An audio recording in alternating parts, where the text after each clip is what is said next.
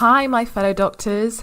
I just wanted to share with you a question that I get asked a lot, particularly during my consults with our MF Premium members. So the question for today is, how do I go about getting a job in health tech?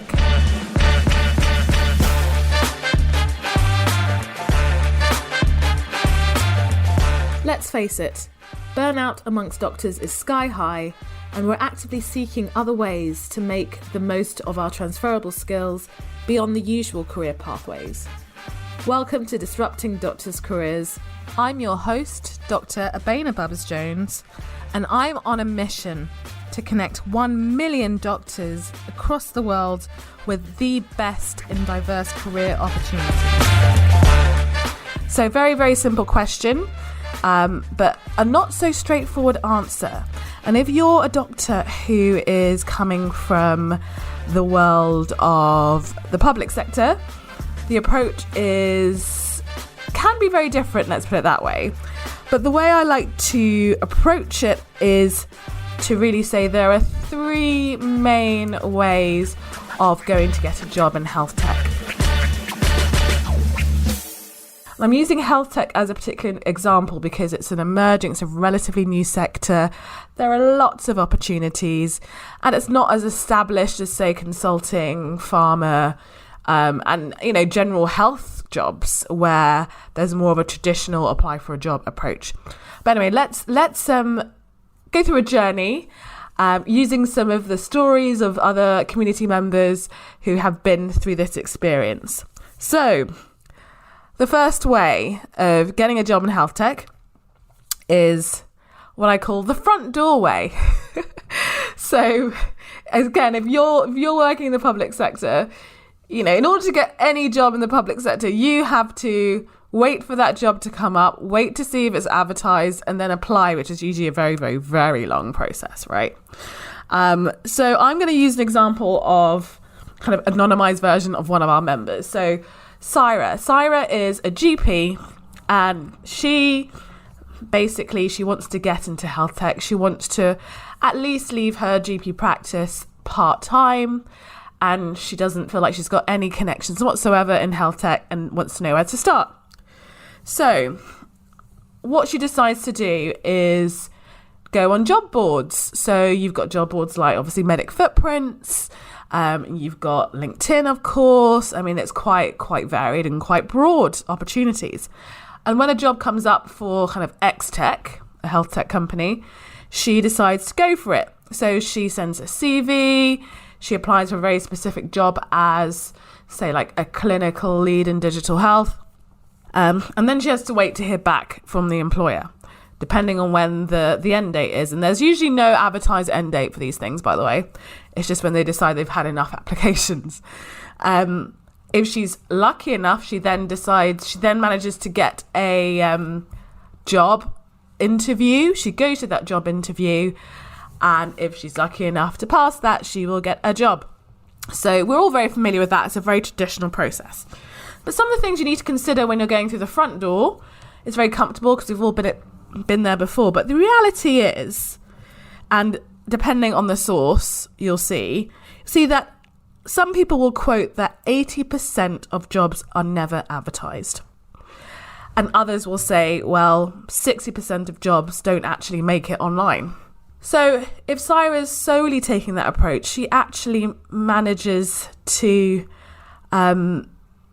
reduce her chances of getting a job that she might want, say at a tech company that she's been following, because she's going down the traditional route, which tends to be very competitive because everyone's seen the same job, it's formalized, everyone knows what they get. But the reality is, in real life, most jobs, as they quote, aren't actually advertised online. So if she just purely waits for a job to be advertised, there's a good chance that she will struggle and it will take a long time to get one.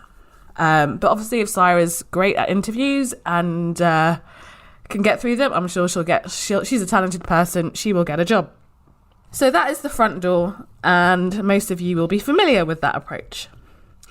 And then let's move on to the side door. So I quite like the side door because it's a way of kind of testing out a company that you may not have originally been familiar with, but can still progress if you're doing well. So let's use another example. We've got Mark. So Mark decides he's a junior doctor. He decides he's going to work part-time for a health tech company on a digital project.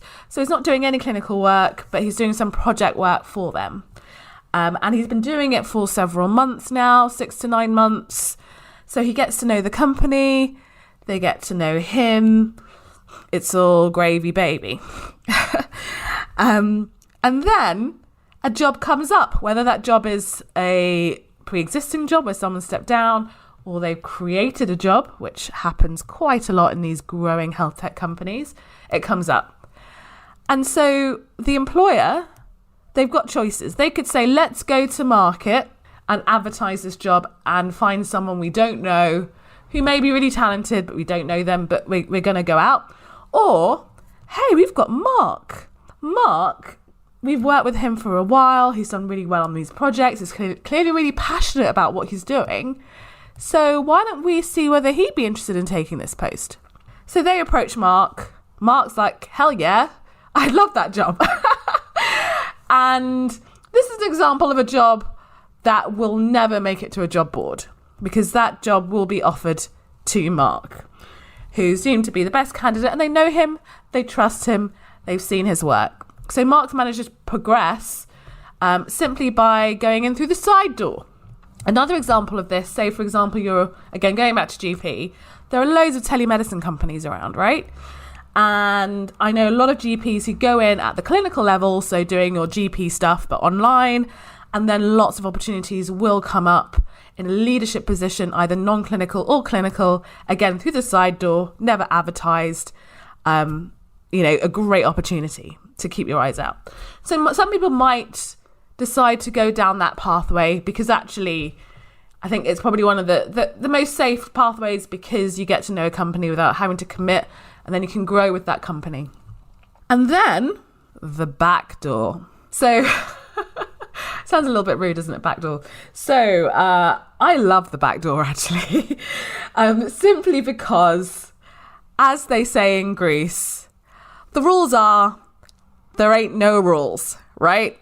So if you're interested in health tech, as you know, there are loads of opportunities, but most of them aren't really going to be there handed to you on a plate unless you go really, really digging for them. And in order to get through the back door, pretend you're in a club, right? When we were all younger, we all loved going clubbing. And it wasn't so much about going into the front queue where everyone was queuing up and you were cold, and if you were a girl or anyone, you weren't wearing much. But, you were seen to be seen, and you were in a queue and it looked good. But then, there were some people that didn't have to queue. There were some people who could just walk right in, whether it's through the front door walk in, but mostly there was like a VIP entrance. And the only way they could get in through that VIP entrance was by knowing someone at the club. So you may know a bouncer, you may know the club owner. You get my drift, right? So going back to health tech itself, if you know anyone, so if you're a doctor, you probably know loads of doctors who have made that foray into health tech. And if you don't, you may know family, you may know friends, or you may know someone who may know someone else. If they are working in a company, the best way to try and get into that company is through a referral. So again, if we go back to our statistics, most people who get jobs in, say, companies as a whole, so I'm using health tech as an example for this because it's a specific question I get asked, but actually this is relevant to a lot of sectors, particularly the growing ones. So again, it depends on where you get the stats from, but approximately 20 to 30% of new hires come from referrals. And that method is actually one of the highest methods of getting a job, of hiring. So if you think about that, and as someone who's looking for a job, you need to find someone who's going to champion you into getting a job or getting a project or whatever. So there are 4 ways of doing that. 1, networking. I mean, like, networking is actually the umbrella description of this. But what I would say through networking is using your network. So you may have heard your network is your net worth. And that stands for a lot. So consider, if you know no one, you will know someone. So look at your friends, or even ask your friends. It's really important that you talk about what you're interested in. So let's say we've got our final case. We have Mia. So Mia, she's a registrar, obs and gynae, decides that she's not going to go for CCT and finish her training, but she is interested in working in femtech. But she knows nobody whatsoever in femtech. So she thinks. So she decides to go to her friends, doctors and non-doctors, and say, hey, do you know anyone in femtech? So it might not work with the first person or the second person, but she asks around enough, and eventually she's told, oh yeah, I knew someone that I think may be working in femtech. Here's a number, or why don't you find them out on LinkedIn? So she approaches them on LinkedIn. They have a chat. She shadows them. She offers her services. And then she starts working with them on a casual basis, and that graduates up to something new. A very specific role over time. Another thing she can do, if she's not keen on talking to her friends, is LinkedIn.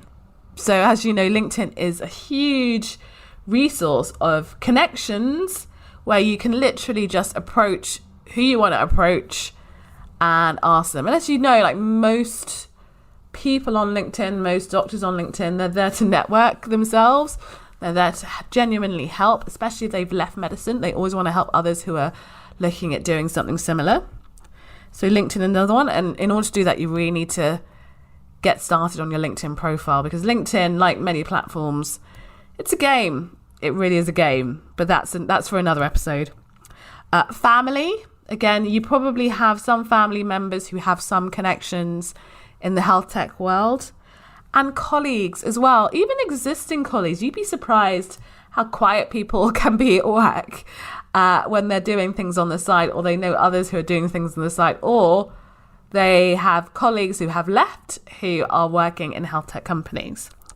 And the final thing is, don't forget events. Events are a huge, really powerful face-to-face, particularly opportunity to get to know companies, to get to develop relationships with people in companies, hence get in through the back door. Or I should really call it the VIP door. Back door sounds a bit dodgy, but you get my drift. So I really hope that helps. So just to summarize, there are 3 main approaches that you can take if you are looking to get into health tech for the first time.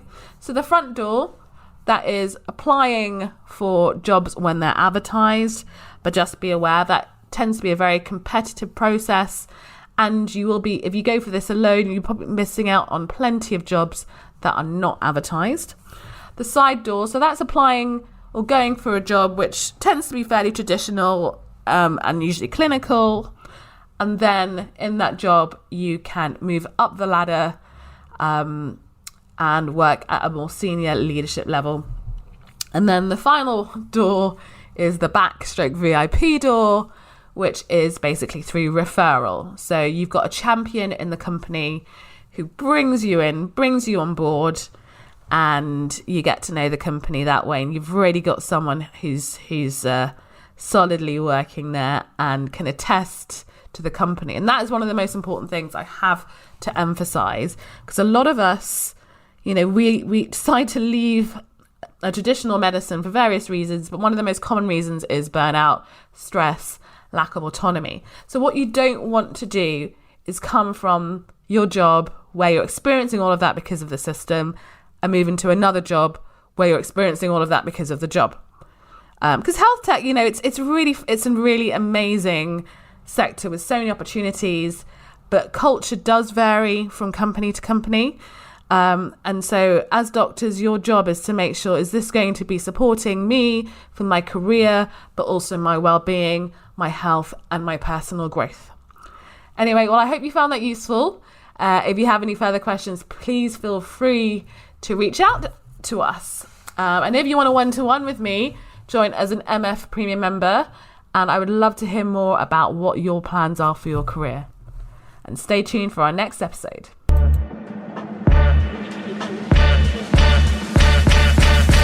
Thanks for listening. I hope you found that episode useful. Please feel free to reach out to me. You can find me easily on LinkedIn. Make sure you search for the correct spelling of my name, which is Abeyna, Abeyna. There is only one Abeyna, so you shouldn't have too much difficulty just finding it with my first name. Please feel free to join the Medic Footprints community.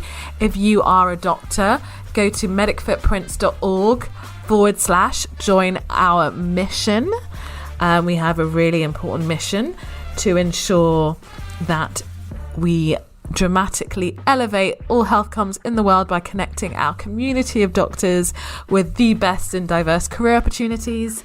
And finally, if you are a doctor working for a company, or if you are part of a company who you feel could benefit from some really great, high quality, talented doctors, then again, please feel free to reach out either through LinkedIn or through our team email, which is team@medicfootprints.org. Looking forward to hearing you soon, and on to our next episode.